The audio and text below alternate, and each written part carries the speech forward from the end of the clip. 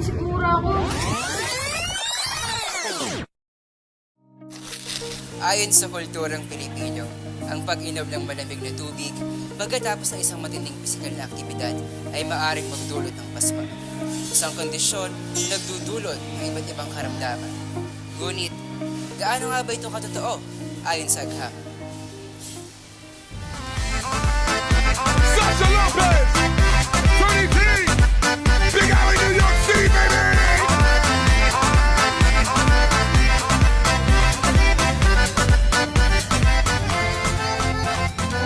Ako, ang init, grabe. Hindi ko na kaya, inom na ako ng malamig na tubig.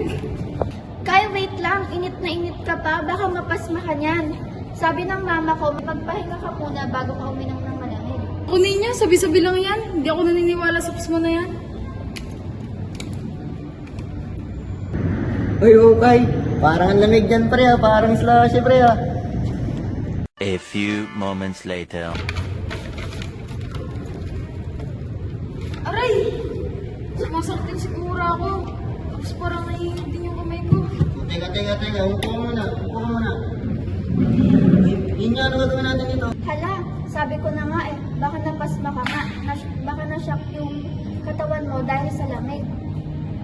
Tay, huminga ka lang ng dahan-dahan. Iangat mo yung paa mo. Baka muscle spasm lang yan. Ang pasma ay isa sa mga katutubong paniniwala sa kulturang Pilipino na ikinakabit ang biglaang paglamig ng katawan matapos mapagod o ma-expose sa init, katulad na lamang ng pag-inom ng malamig na tubig pagkayari ng ehersisyo. Kabilang sa mga sintomas ang pananakit ng kalamnan, panghihina at pananakit ng ulo. Kahit walang suportang siyentipiko, ay malalim na ang pagkakaubad nito sa kulturang Pilipino, lalo na sa mga matatanda at pamayan ng rural. Pinapasa-pasa ito sa pamamagitan ng kwento, karanasan, at naging bahagi na rin ito ng pang-araw-araw na kaalaman sa kalusugan. Ang mga paniniwala sa kalusugan, tulad ng pasma, ay may malaking impluwensya sa kung paano humaharap ang mga pamilyang Pilipino sa karamdaman. Madalas nauuna muna ang sariling lunas at mga tradisyonal na paraan bago kumonsulta sa doktor.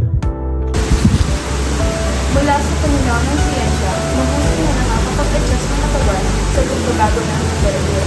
At wala pang ebidensya ang nakakapagpatunay na ang pag-inom ng malamig na tubig pagkayari ng pisikal na aktibidad ay magsasabuti ng pasma. Bagamat maaaring makaranas ng panandali ang hindi komportabling pakiramdam dahil sa biglang pagbabago ng temperatura, hindi ito nagdudulot ng mga sakit na inuugnay sa pasma. Mahalaga ang paghiwalay ng paniniwala sa medisina at ng katotohanang medikal. Mahalaga ang papel ng mga nurse sa pagbibigay linaw ng paniniwalang kultural at siyensyang medikal. Sa pamamagitan ng may paggalang at makataong edukasyon, matutulungan nila ang komunidad na maunawaan ang kahalagahan ng makabago at nakabatay sa ebidensyang pangangalaga sa kalusugan. Mahalaga para sa mga tagapagbigay ng serbisyo sa kalusugan na igalang ang mga tradisyonal na paniniwala habang inaakay ang pasyente patungo sa mga medikal na kasanayan na may scientificong batayan. Ang pag-unawa sa pinanggalingan ng paniniwala sa kalusugan katulad ng pasma ay mas nagiging epektibo at makatao ang edukasyon patungkol sa kalusugan. Tandaan, ang pagiging hydrated at ang pagtutulong sa sarili ay ang susi sa mabuting kalusugan. Hindi naman kasi talaga medically confirmed ang pasma, kaya hindi ako naniniwala. Pero totoo pala na kapag pagod ka at malamig agad ang piraso mo sa katawan mo is pwedeng mag-react ang muscles at nerves mo. Next time, mag-warm up ka muna bago ka uminom ng malamig na tubig. O kaya, uminom ka muna ng konting room temperature water. Oo nga, lesson learned na rin. At least ngayon, alam mo natin ang gagawin.